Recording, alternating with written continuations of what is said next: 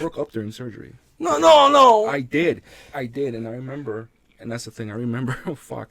So I remember the first thing that they started to do was to position me on my side, and as I was passing out, that's what they were doing. They were putting me in between two things to hold my body sideways, right? Because they were going to operate on my two fucking forklifts. Pretty much, right? and so I passed out, and then in the middle of the surgery, I remember waking up. Did you feel anything, or you just woke up? Okay. I woke up. I didn't feel shit. Oh my god, because that would have been. Oh fuck! But this is the thing. Right? I remember opening my eyes and just looking around. I can see the nurses and I can see the doctor, and on like one table that was close to me, they had the bones that they had just carved out of me on the table. And then on like this other table thing, they had the new unit that they were just about to install. The Google leg. Guy, the thing is that one, must have been extremely high because that thing was magical. I remember looking at it and it shined, and I was just like, it was shining, and it was all silver, right? And then I titanium, wasn't it? It's titanium, but it was silver colored. You know what I mean? And then I laughed. I went. Oh, you probably scared the fuck out of everyone. The nurse just looked at me, and she's like, he's awake. And the doctor's like, oh my God. And he went, oh my God. I was literally opened up, and they were just about to like, and here I am giggling. And then she's like, what do I do? And he's like, gas him. And then I passed out. Holy fuck, dude. So I woke up 18 hours confused after. Yes, the confused memory goes disconnected. Fuck, right? Well, I woke up 18 hours after the surgery. Well, yeah, you got fucking gassed, and like, you know what I mean? Like I was swimming in pure holy shit. That made up for the 2 months you didn't do anything. Fuck, right? But like, so the first thing I remember, because I woke up in the hospital room. Where's that magical leg? No, and my mom was beside me.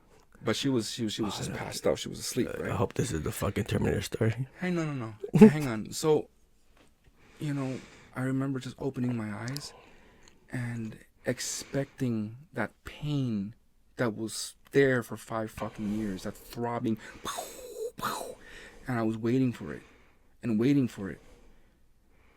nothing. You know what I mean? I didn't feel it. And right there, I felt such a sense of relief saying, like, oh my God, like it's over. Like it's over. You know what I mean? I felt the pain of the surgery, like, right. You know what I mean? And I felt that there was something inside of me. Because when you have a hip replacement, when you have something foreign in you, your body, you could feel it. Yeah. Eventually it gets used to it. I don't feel anything now.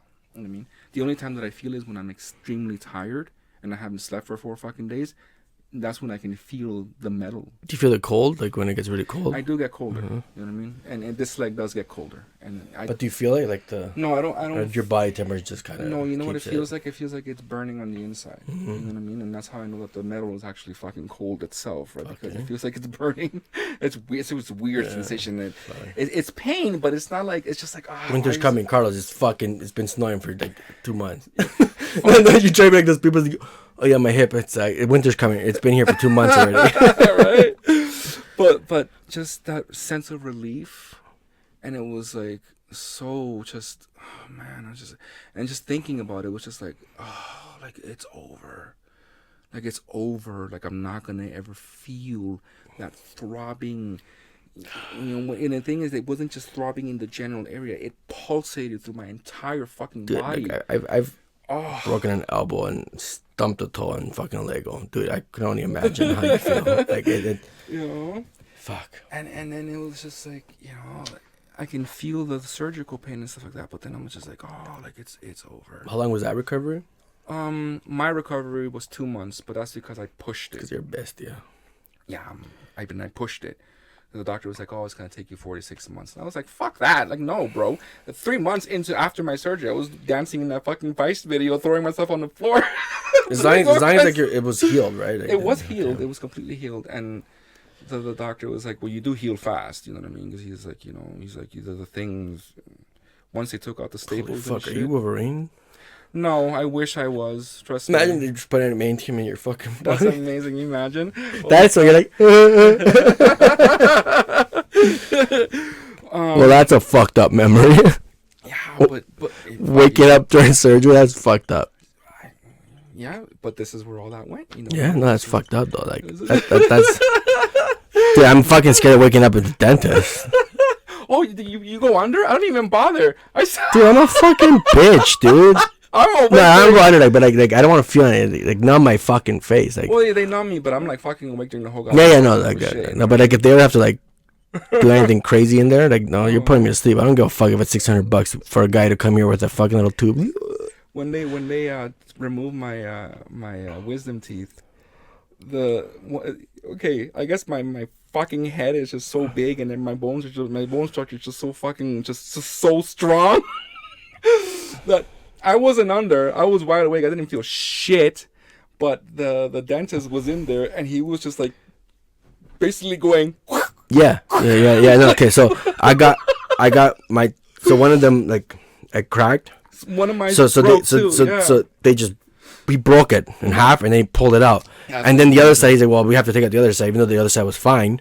But I didn't go under, they had to, 3 injections to make it, I didn't feel shit. But, hearing that, and I wish I was under, because hearing...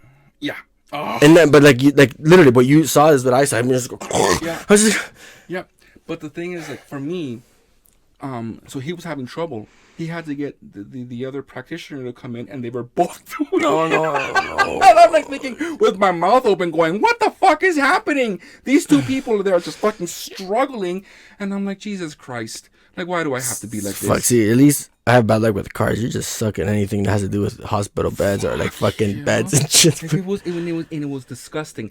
Disgusting hearing it. Right? Yeah, I didn't feel shit. But I heard it all. And see, I wouldn't even say disgusting. I would say more disturbing. It was disturbing more than anything, because you don't feel it, but you hear them destroying that tooth, and then and then when it broke, it went. Yeah. I'm like, oh my god, is that my jaw? No, then you feel like teeth in your fucking throat. And it was fucking disgusting. Yeah. And then they started pulling out, and it wasn't even like they pulled out the whole thing. No, it's pieces. Yeah. And I was like, because they have to break it in half, right? It was so disgusting. Yeah. No. And then they showed me. They're like, "Do you want to see it?" And I'm like, "I'm morbid." I'm like, "Yeah, I do." And I looked at it. And I'm like, No, I hate it when they talk to you. They're breaking your tooth. How you doing there, buddy? Oh, he talked to me. I went. Yeah, my dentist tries to talk to me. He's like, dude, you're in my mouth. Oh man, this is as gay as I'm gonna be. Please, just you have your whole hand in there. I'm not gonna talk to you. So how's life? Yeah, he's sitting there with a massive boner. The gays know what the sound is.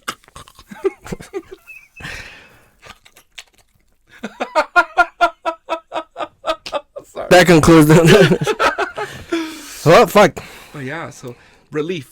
That was one of the most intense moments of relief that I've ever felt in my entire life. That's a good one, relief. Yeah, relief. Oh my god. Yeah. For me, it's when I had to stop working. Well, when I stopped working in my brain. Go into that. No, I think that's another topic where business with family is not good. Okay. Yeah. Because Ken was present, Ken resuscitated him. Yeah, I think Ken told me the story. Ken resuscitated him, and I'm thinking, if Ken wasn't there, my dad would have died. Our father would have died. You know what I mean? So just the simple fact that you were always there, and then I'm thinking to myself, I'm like, and he said this to me, but Ken never said it to me in anger or despair. He just said it because it is. You know what I mean? He goes, Carlos, you weren't there half of the time when Papi was real sick. You know what I mean? You didn't see it every day, whereas my brother and sister did, and my mom did. You know what I mean? So they had to live with my dad and that thing that was destroying him, and they had to see it firsthand. Whereas me, I would come and I would see it. You know what I mean? I'd see it here and there. You know what I mean? And I saw the progression as how it was going. But they were always present, you know what I mean? And I admire that because Ken never looked away. You know what I mean? Whereas I tried. I couldn't see my dad going through that. You know what I mean? It caused me pain to see him, but Ken really didn't have a choice. You know what I mean? So when I think about that, I'm like, I admire my brother because he was there, he was present. It's the simple fact that he was present. And even now, like, Ken is always there for Luna. You know? Ken has been more of a masculine figure and more of a father figure than any of the baby dads. You know what I mean? And Coco will verify this for me. You know what I mean? Because Ken is always there. When it came to the topic of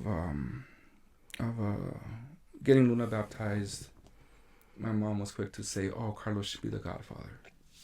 And I told my sister this. I'm like, I'm not. Okay? Because I understand her point of view where I'm the oldest, you know what I mean? This is the thing. But who's the one that's actually more of a dad to her than anyone? Ken. So why would I even presume to take that? Or to even think? You know what I mean? See, but you didn't. No. Your mom did. Huh? Your mom did, not you. My mom did what? Presume that. Yes, but not me. You know what I mean? And I said that to her. I'm like, no. I'm like, if anyone is to be Luna's godfather, it will be Ken. Because Ken is there. And Ken is there always. And Ken will always be there for you. And one of the sweetest things, and I hope Coco doesn't hate me for revealing this, but it was so sweet. And she told me recently that, you remember that time that we all went to the bar? Like the last time we went to the bar? She says that, they haven't had much time to actually talk. Who? Ken and Coco, right? Because Coco's working and Ken's working, and they see each other, but it's always in interaction with Luna. There's always like so much going on, right? That they didn't actually have a single moment for themselves to actually sit there and talk, right? So Coco said that like it was just her and Ken. I was making a fool out of myself somewhere else, like being a showboat, and the niñas were like somewhere else, and it was just her and Ken. And she turned to my brother and she says, she's like, I just wanted to tell you that, I'm very happy that you're always there for me and for Luna, and I just want to say thank you for always being there. And Ken said this to her, and it's like, I'll always be there for you, Coco. And when she said that, it's like, yeah, Ken will always be there for you. And that's love. It is. Oof. Where did we go? Holy fuck. So that was a wrap up of our conversation with memories. Very interesting. Emotions. Yeah, man. Like memories, emotions, but they're beautiful, and actually, you know what? I think ending on going back to a sad memory, but ending on a positive note, because go for it. Memories can be happy, mm-hmm. sad, right? Mm-hmm. Proud, whatever that memory is. Mm-hmm. The important part is remembering why you felt that way, what you did about it. Because even a sad memory can become a good memory. It's all the way you look at it. Yes, some things aren't going to change. Sad is sad, but what came out of that? What came from that sadness? In this case, like for you, right? Your father passing away. What happened? Luna brought your family closer, mm-hmm. right? The house, bigger place for Luna, for your mom, mm-hmm. Mm-hmm. Yes, it's sad what happened, but instead of just staying there and dwelling on it, you moved on, and you take that, turn it, right? Yeah, they definitely turn into something. Yeah, absolutely. So it's not about. It's what do you do with that, right? It's what you do with memories, lessons. It's keep that. Yes, remember that, but remember the good mm-hmm. from it, right? And yes, not saying that good comes from someone like death. Like death is death, but death is death. What came from that death, right? Yeah. And that's what I'm saying. For me, and as morbid as it might sound, my dad's death was kind of like a passing gift for my art. Which is a perfect example of what I'm saying. Like it's fucked up, but it's true. But it's not fucked up. But I mean, it's not. A lot of people won't understand. But that's the thing, though, because they haven't. Yeah, but that's what I'm saying. Got to that point where they have used that memory to do something beautiful and good with it, right? Because what's the beautiful thing about that? Your dad left you with the gift to help you pursue your dream, help you pursue it and achieve it, right? Yeah, in a more genuine way. You know what I mean? And that's the way that I see it too. And I'm just like, it's crazy, but it is what it is, and it's wonderful in its own way too, right? So yeah, he's right. What do you do with those emotions and that memory? And don't look at it. It's fucked up, because the more you say it's fucked up, the more you're justifying using what you took from it as something bad. It's not. No, it's not. It's not bad. I'm just. No, I'm saying, I know it's not bad, but like when you keep saying it as a negative, right? Oh, it's fucked up. It's not fucked up. It's fucked up if people think it's fucked up because they don't look at it, or they're not seeing it. It's fucked up because most. I'm not even gonna say normal people. It's just people that haven't gone through this won't understand it. Right. I haven't gone through it. Yeah, you know what I mean. But I don't need to try and understand and I get that. Try and put my, I get that. But when I vocalize it just like that, people are like, they give me that look. But when you explain it more, that's when the understanding comes from it, right?